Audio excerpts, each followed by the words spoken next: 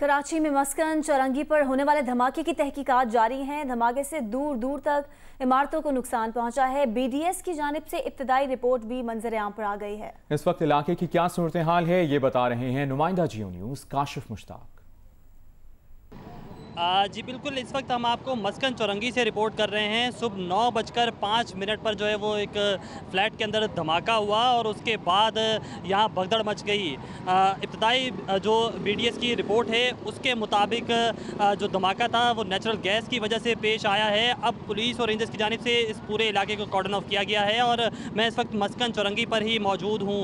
मेरे कैमरामैन अदनान हैदर अगर आपको इस वक्त उस फ्लैट के मनाजिर दिखाएँ तो मुकम्मल तौर पर पहली और दूसरी मंजिल इस इमारत की जो है वो मुकम्मल तौर पर तबाह हो चुकी है। नीचे एक निजी बैंक मौजूद था, वो तबाह हो चुका है। तमाम तर सामान को यहाँ से मुंतकिल कर लिया गया है। जो SBC की टीम यहाँ पहुँची है उनकी जानिब से यहाँ की इंक्वायरी भी की जा रही है और साथ साथ इस बिल्डिंग को डिमोलिश करने के अहकाम जो है वो दे दिए गए हैं। हम इस रोड के दूसरी जानिब जा रहे हैं और आपको वहाँ से दिखाते हैं कि यहाँ पूरा एक प्रोजेक्ट मौजूद है और इसके भी मुकम्मल तौर पर ये जो शीशे हैं, जो बैल्कनी हैं, जो इसकी खिड़कियाँ हैं वो मुकम्मल तौर पर तबाह हुई हैं। इस वक्त मस्कन चौरंगी को मुकम्मल तौर पर बंद किया हुआ है। पुलिस, रेंजर्स और कानून नाफिज करने वाले इदारों के जो एहलकार हैं वो यहाँ तैनात है और किसी भी गैर मुतल्लका शख्स को यहाँ आने की इजाज़त नहीं दी जा रही है और यहाँ से मजीद शवाहिद इकट्ठे किए जा रहे हैं। जी, कराची के इलाके गुलशन इकबाल में मस्कन चौरंगी पर धमाके से मुतासरा इमारत के रिहायशी अपना बचा कुचा सामान तबाह हाल इमारत से अपनी मदद आप के तहत बाहर निकाल रहे हैं। मुतासरीन कहते हैं कि उनके आशियाने मुकम्मल तबाह हो गए हैं।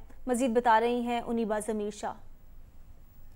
जी हाँ, इस वक्त हम अलानूर बिल्डिंग के कंपाउंड में मौजूद हैं। इसका बैक साइड है, आप बैक साइड से भी देख सकते हैं कि यहाँ की जो खिड़कियाँ हैं उनके शीशे टूटे हुए हैं, बेस और सामानी की हालत में यहाँ पे मौजूद हैं। 20 से 25 ओवरऑल फ्लैट्स हैं जो 2-3 रो के ये मेरे ख्याल में अब रहने के काबिल हैं नहीं, वहाँ से लोग निकल चुके हैं। यहाँ पे आप देख सकते हैं कि लोगों ने अपना सामान, जो ज़रूरी सामान है वो पैक कर लिया, यहाँ से नकल मकानी कर रहे हैं। अल्लाह का शुक्र है जानें बच गई हैं।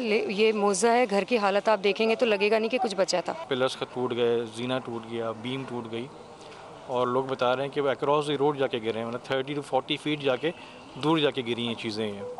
तो it was a heavy blast. ये लोग तमाम यहाँ पे बाहर मौजूद हैं, जितना सामान वो निकाल सके फौरी तौर पर निकाल चुके हैं। लोग यहाँ से नकल मकानी कर रहे हैं, बहुत हद तक यहाँ से लोग नकल मकानी कर चुके हैं। जी, कराची के इलाके मस्कन चौरंगी पर धमाके के बाद मुतासरा इमारत को सिंध बिल्डिंग कंट्रोल अथॉरिटी ने खतरनाक करार दे दिया है। मजीद बता रहे हैं सुलेमान सादत खान। जी बिल्कुल, मैं आपको उसी मुकाम से रिपोर्ट कर रहा हूं और मेरे बिल्कुल साथ ही ये वो बिल्डिंग है जो कि सुबह जो है इसमें धमाका हुआ और धमाके के बाइस इस बिल्डिंग को भी नुकसान पहुंचा है। ज़ख्मियों को जो है वो मुख्तलिफ करीबी अस्पतालों में ले जाया गया है, जबकि जाँ बाग होने वाले अफराद को बासी शहीद अस्पताल मुंतकिल किया गया है और इस वक्त जो है इस इलाके को कॉर्डन ऑफ कर दिया गया है और इलाके का जो है वो मुआयना किया जा रहा है। सिंध हुकूमत की जानिब से भी वुज़रा ने यहाँ का विज़िट किया और सिंध बिल्डिंग कंट्रोल अथॉरिटी की जानिब से भी जो है वो बिल्डिंग का मुआयना किया गया है। इस बिल्डिंग को जो है वो सिंध बिल्डिंग कंट्रोल अथॉरिटी की जानिब से जो है वो ख़तरनाक करार दिया गया है। रिपोर्ट जो है वो डेंजरस कमेटी जो सिंध बिल्डिंग कंट्रोल अथॉरिटी की होती है उन्होंने इसका मुआयना कर लिया है। इसकी रिपोर्ट मुरतब की जा रही है, लेकिन इब्तदाई तौर पर बताया जा रहा है कि जो इसका ये वाला पोर्शन है, इस पूरे पोर्शन को जो है वो इसको मिसमार किया जाएगा और फिर जो है इनकी जो ये फैमिली जो यहाँ पर इन्हें फिल वक्त जो है वो सिंध हुकूमत जो है वो दूसरी जगह पर मुंतकिल कर रही है। लेकिन ये जो बिल्डिंग है इसको मुकम्मल तौर पर मिसमार यूँ किया जाएगा क्योंकि ये ख़तरनाक करार दी गई है और किसी वक्त भी जो है किसी भी हादसे का सबब बन सकती है। जी, इस बारे में आपको अपडेटेड रखेंगे। अभी आपको बराह रास्त लिए चलेंगे इस्लामाबाद, जहां पर मुस्लिम लीग नून के रहनुमा प्रेस कॉन्फ्रेंस कर रहे हैं। और ये जो है ये कोई छोटी खिलाफ वर्जी नहीं, ये आइन की खिलाफ वर्जी है। आइन का आर्टिकल 14 जो है वो हर पर्सन के जो है वो उसकी प्राइवेसी को और उसकी डिग्निटी को जो है वो इंश्योर करता है। आइन इस बात का तहफ़्फ़ुज़ देता है हर शहरी को कि उसकी जो डिग्निटी है और उसकी जो प्राइवेसी है वो नाकाबिल तस्खीर है। और उस दिन जो है बिला जवाज़, विदाउट एनी जो है वो रीज़न एंड लाफुल एक्सक्यूज़ जो है ये अमल जो है वो किया गया। इस अमल को जो है वो जितना भी कंडेम किया जाए वो कम है। और ये सिर्फ मरियम नवाज़ साहबा से माफ़ी मांगने की बात नहीं है, ये पूरी कौम की बेटियों से जो है वो माफ़ी मांगने की बात है और ये पूरी कौम की बेटियों से जो है वो माज़रत करने की जो है वो बात है। और जो 10 दिन का टाइम दिया गया है कि आईजी साहब के घर की जो उनकी भी प्राइवेसी और उनको उनके घर में दाखिल होके उनको वहाँ से अगवा किया गया, किस मकसद के लिए? इसी मकसद के लिए जो है वो उनको अगवा किया गया। और इसका मकसद ये था कि मरियम नवाज़ साहबा को खौफज़दा किया जाए, एक ऐसा एक्शन उनके ख़िलाफ़ किया जाए कि वो खौफज़दा हो।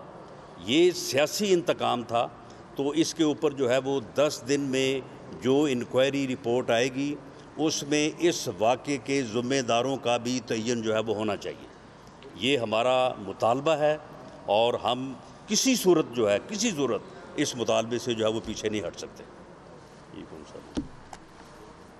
जी, बिस्मिल्लाहिर्रहमानिर्रहीम। आपकी तवज्जो सिर्फ इस तरफ मबजूल करानी है कि तजर्बा इमरानी जो साल से ज़्यादा हो गया है, वाज़े तौर पर नाकाम हो चुका था। अब ये तजर्बा इमरानी जो है, जिसको आप मखलूत हाकमियत भी कहते हैं, हाइब्रिड निज़ाम है, ये अब मुल्क में एनार्की फैला रहा है। जब एक सूबे की पुलिस के आला अफसरान यकमुश्त होकर इनकार कर दें काम करने से, तो ये पूरे पाकिस्तान के लिए लम्हा फ़िक्रिया है। और ये वैसा ही वाक़या है जो लाहौर में बगावत की FIR दर्ज की गई थी। इस्लामाबाद में प्रेस कॉन्फ्रेंस कर रहे थे। अभी आपको ताज़ा अपडेट दें, नैब अदालत में नून लीग की शहबाज शरीफ को सहूलतों की फराहमी से मुतालिक दरख्वास्त से मुतालिक आपको अपडेट करें। एहतसाब अदालत ने शहबाज शरीफ की दरख्वास्त पर फैसला सुना दिया है। अदालत ने शहबाज शरीफ को कानून के मुताबिक सहूलियात फराहम करने का हुक्म दिया है। अदालत ने शहबाज शरीफ की मेडिकल हिस्ट्री के मुताबिक सहूलियात फराहम करने का हुक्म दिया है। शहबाज शरीफ को मैट्रेस, कुर्सी, घर का खाना और दीगर सहूलियात फराहम करने का हुक्म दिया है। इस फैसले की तफसील जानेंगे नुमाइंदा जियो न्यूज़ उस्मान भट्टी से। उस्मान, बताइएगा। जी, मियां मोहम्मद शहबाज जो कि पाकिस्तान मुस्लिम लीग के सदर हैं, उनको एहतसाब अदालत की तरफ से ये हुक्म दे दिया गया है कि आप मेडिकल जो हिस्ट्री उनके उसके मुताबिक मियां शहबाज को उनकी सहूलतें दी जाएं, क्योंकि मियां मोहम्मद शहबाज के जो लॉयर थे उनकी तरफ से दरखास्त दायर की गई थी कि हुकूमत की जानिब से शहबाज शरीफ को सहूलतें जो दी जानी चाहिए थी वो नहीं दी जा रही उनकी, क्योंकि वो मेडिकल हिस्ट्री है, वो बीमार रहे हैं, उनको घर का खाना फराहम किया जाना चाहिए, उनको बर वक्त दवाइयाँ मिलनी चाहिए। तो इस पर जो एहतसाब अदालत के मोअज़्ज़ज़ जज हैं जवादिल हुसैन, उन्होंने अभी फैसला दिया है कि शहबाज शरीफ को वो तमाम सहूलतें मुहैया की जाएँ जो कि उनकी ज़रूरत के मुताबिक है। जो उनकी मेडिकल हिस्ट्री है, उनको अद्वियात बर वक्त पहुँचाई जाए, उनको घर का जो 3 टाइम का खाना है वो दिया जाए। जी, अदालत ने शहबाज शरीफ को कानून के मुताबिक सहूलियात फराहम करने का हुक्म दिया है। उस्मान भट्टी। वज़ीर आला सिंध की पुलिस को आज़ादाना और गैर जानिबदाराना तरीके से काम जारी रखने की हिदायत। IG सिंध समेत पुलिस के आला अफसरान से मुलाकात में कहा कि सिंध हुकूमत पुलिस के बाकी मामलात खुद देखेगी, किसी सूरत पुलिस के हौसले पस्त नहीं होने देंगे। पुलिस की खिदमात, कुर्बानी और पेशा वराना सलाहियतों के मोतरफ हैं। इजलास में सिंध पुलिस के हुक्काम ने साथ देने पर वज़ीर आला का शुक्रिया अदा किया। कहा, पेशा वराना सलाहियतों को बरोकार लाते हुए आवाम की जानो माल का तहफ़्फ़ुज़ करते रहेंगे। आर्मी चीफ की जानिब से कराची वाक़े की इंक्वायरी के हुक्म के बाद IG सिंध ने छुट्टी मौखर कर दी थी। तर्जुमान सिंध हुकूमत मुर्तज़ा वहाब ने कहा है कि वीडियो मौजूद है कि किस तरह PTI वालों ने पुलिस को धमकियां दी और प्रेशर डाला। वज़ीर आला सिंध ने तफ्तीश के लिए कमेटी बनाई है। कमेटी के मेंबरान का ऐलान आज कर दिया जाएगा। तमाम बातें तफ्तीश में सामने आएंगी। PTI के अरकान और एक वफाकी वजीर ने पुलिस को धमकियां दी। मुर्तज़ा वहाब ने कहा कि पंजाब में PTI अपने मकासद के लिए पुलिस को इस्तेमाल करती है। हमारा मौक़िफ़ रहा है कि पुलिस को आज़ादाना काम करने दिया जाए।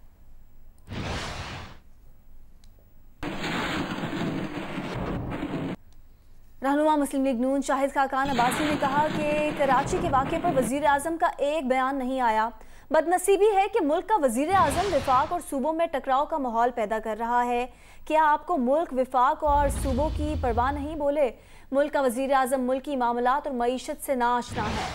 पीपल्स पार्टी के रहनुमा राजा परवेज़ अशरफ ने कहा कि इतने बड़े वाक़े पर विफाकी हुकूमत जलती पर तेल का काम कर रही है। विफाकी हुकूमत जानबूझकर ऐसे हालात मुल्क में पैदा कर रहे हैं जिससे इंतशार पैदा हो। अगर इस मुल्क में आइन की बालादस्ती होती तो चाहिए ये था कि इस मुल्क का वज़ीर आज़म सूबे के वज़ीर आला को टेलीफोन करता, उनसे हकीकत जानने की कोशिश करता और उसको हल करता। इस मुल्क का वज़ीर आज़म अपने इख्तियारात का नाजायज़ इस्तेमाल करते हुए वफाक को सूबे से टकरा रहा है। ये बड़ी तशवीशनाक बात है। आज सिंध का हर शख्स अपने आप को गैर महफूज महसूस करता है। जिस मुल्क के पुलिस चीफ को अगवा कर लिया जाए रात के 4 बजे, उस मुल्क के अवाम का क्या बनेगा। मैं ये ज़रूर कहूँगा कि chief of army staff general Bajwa साहब ने बड़े एहसन तरीके से जो है वो इंटरवेंशन की। बर वक्त उन्होंने वो उसमें जनाब बिलावल भुट्टो जरदारी साहब को टेलीफोन पे बात की और उन्होंने ये वादा किया और उन्होंने ये कहा कि हम इसकी इंक्वायरी करेंगे, इंडिपेंडेंट इंक्वायरी करेंगे और अगर किसी तरफ से भी ट्रांसग्रेशन हुई है उसका तयन किया जाएगा और 10 दिन के अंदर अंदर ये मामलात जो हैं इनको पूरी कौम के सामने आ जाएगी। यहाँ वज़ीर आज़म साहब को सामने आकर कौम को ये हक़ाइक़ बताने चाहिए थे, लेकिन वो तो छुप कर बैठ गए, ला तल्लक हो चुके हैं। वो कहते हैं मेरा तो उसके साथ कोई तल्लक नहीं। तो अगर आपका तल्लक नहीं है तो फिर आप कैसे इस मुल्क के वज़ीर आज़म हैं? दूसरी जानिब वफाकी वजीर फवाद चौधरी कहते हैं कि कोई शुबा ही नहीं कि सिंध पुलिस के अफसर बिलावल हाउस के इशारे पर छुट्टी पर गए। अपने बयान में उन्होंने कहा कि जब ओमनी वालों के सामने लाइन लगाकर खड़े होते थे तो भी इस तरह का रद्द-ए-अमल होता था। फवाद चौधरी ने कहा कि इदारों को नीचा दिखाने की कोशिशें और साजिशें नाकाम बनानी होंगी। साथ ही साथ आपको बताएं, वज़ीर आज़म के मुआविन खुसूसी शहबाज गिल ने कहा है कि बादशाह के दामाद ने बाबाए कौम के मज़ार की तौहीन की। कानून के मुताबिक मुकदमा दर्ज हुआ, गिरफ्तारी हुई, शाही दामाद की तौहीन हो गई। सिंध का शाही खानदान मुंह दिखाने के काबिल न रहा, पुलिस की भी तौहीन हो गई। शहबाज गिल ने कहा कि पुलिस की कभी तौहीन नहीं हुई जब वडेरों के कहने पर गरीब हारियों की तजलील होती है, तब तौहीन नहीं हुई जब सुप्रीम कोर्ट ने ओमनी ग्रुप के रिकॉर्ड में रद्दो बदल पर पकड़ा, तब तौहीन नहीं हुई जब सुप्रीम कोर्ट ने CPO कराची के ओहदे से हटाया।